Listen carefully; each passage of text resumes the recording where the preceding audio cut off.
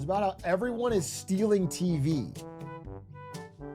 And it basically went through point by point how there's just this mass rise of people finding ways to steal TV in a variety of different ways. But it's gotten really advanced. So now you can see in the back of this truck here, there's the VC box. There's like these knockoff Android TV boxes from China. And people are reselling them in like the parking lot of Best Buys and stuff. And they're like, people are building these either media servers like Plex, or they're buying these boxes. And then they have like now basically paid piracy networks that collates all the different sports, TV. Like, it's become really big. And obviously, none of this is like brand new. It's more of that as TV quality has gotten shittier and more expensive, everyone is spreading this through word of mouth. So instead of being like a back alley thing, it's now like mass. Everyone in chat's saying they do it. It's massive. And so now it's becoming like this huge parallel industry where everyone's pirating. Yeah, it's like speakeasies for alcohol during Prohibition. And I'll be dead honest with you, not under oath, but I used to pay for all of these services: Apple, Netflix, Prime Video, Hulu, all of them. And then one day I came home and Ari said, "No, we're doing this now." And there's something. And now we don't pay for any of them. And now there's just one thing that I click and I can watch all the. And so, I mean, clearly something's going on. But my worry is the reason, I'm reading this article, The Verge, now it's a big deal. And now it's seeming like they're going to try to crack down on it. Does anyone in chat have a Superbox or a VC box? These are the big two they're talking about. Because apparently, like, there's all these networks of it's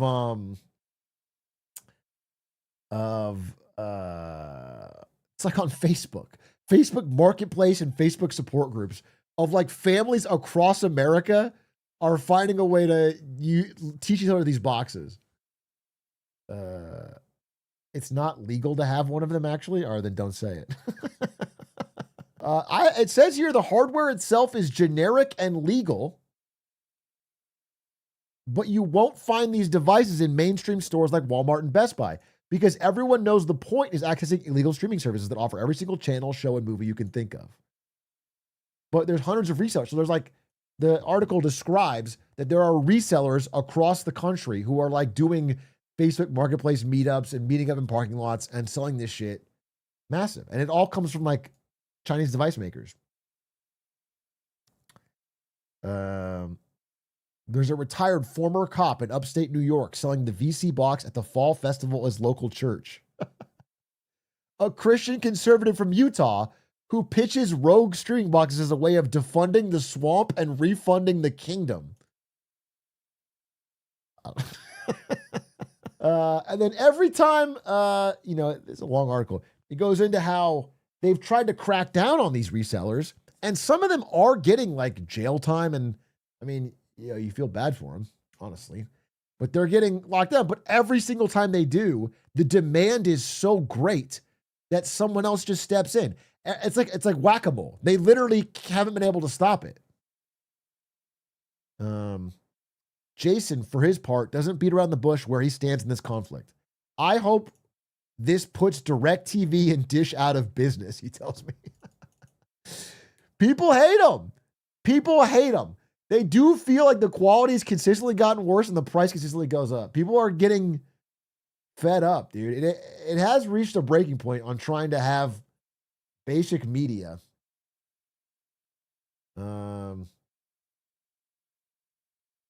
And what's crazy is like, not that cable was good at all, but at least back in the days of cable, you'd get all sports with it too.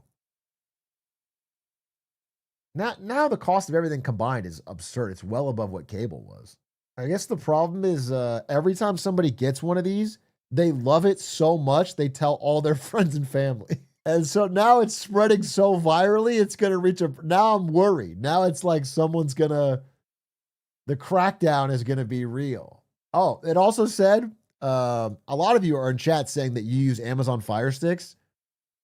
It's funny because Amazon themselves will never admit it. They fully deny it at all opportunities. But apparently, like a huge part of Amazon Fire Stick sales are just for how easy they are to crack and pirate. It's like it's the actual competitive usage of the product is limited, but the reason it has sales is because people know how to crack it, and so it's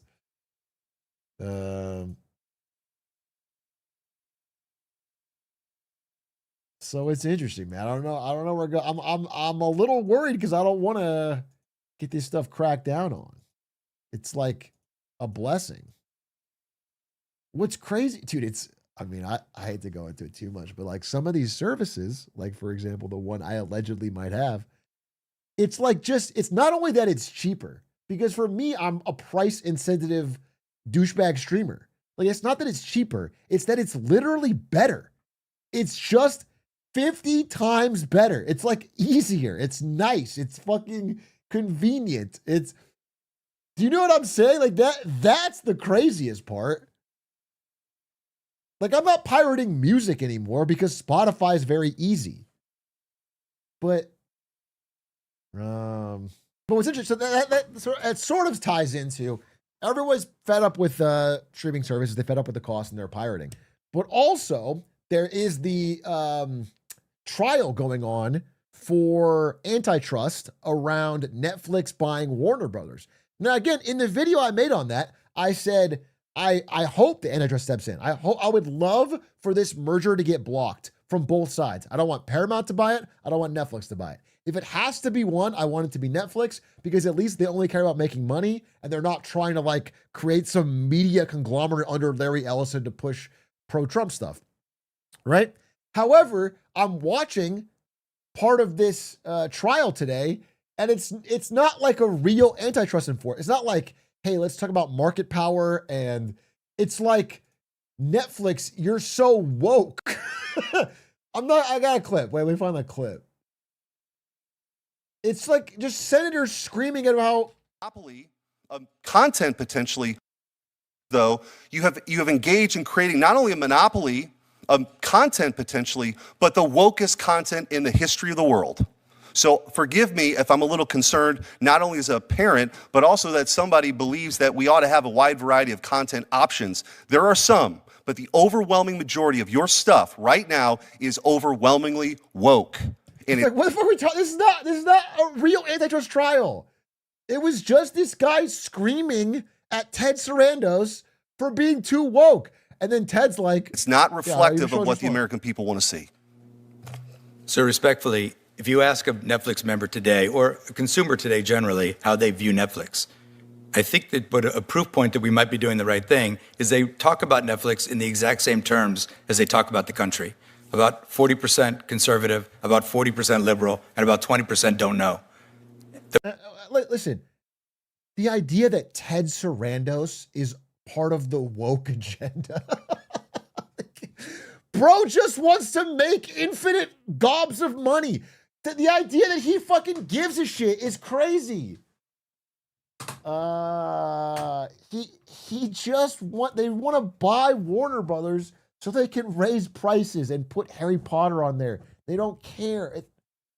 It was an annoying thing to watch because I think there should have been a real antitrust investigation into this and about, getting them under oath on what they plan to do with raising prices and, but none of that was there. It was all about fucking goofy shit.